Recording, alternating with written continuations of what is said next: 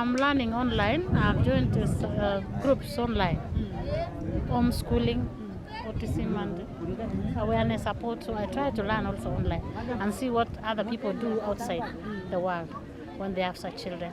That's what I'm doing. The diet for these children is very complicated. So you really have to buy a variety of food, and sometimes maybe economic challenges can be hard. 2, if you are working, hiring someone is also very challenging. 3, I think also these children are very sensitive. They fall sick frequently. So there's also something which comes with medication. Apart from maybe the medical cover, sometimes you have to chip in and ensure their health.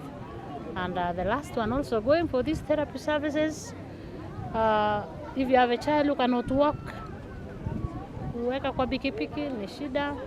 If you are not driving, it's also very complicated. So bado mimi naona wazazi tu wenye wako na watoto watembei wakipata wheelchairs itakuwa rahisi kidogo. We had a Cerebral Palsy Awareness Day.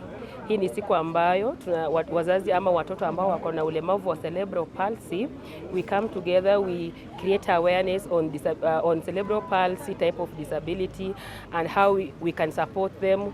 We also bring together the stakeholders and partners so that we can walk this journey of cerebral palsy together. The attendance of today, we have over 200 children and caregivers of children with cerebral palsy.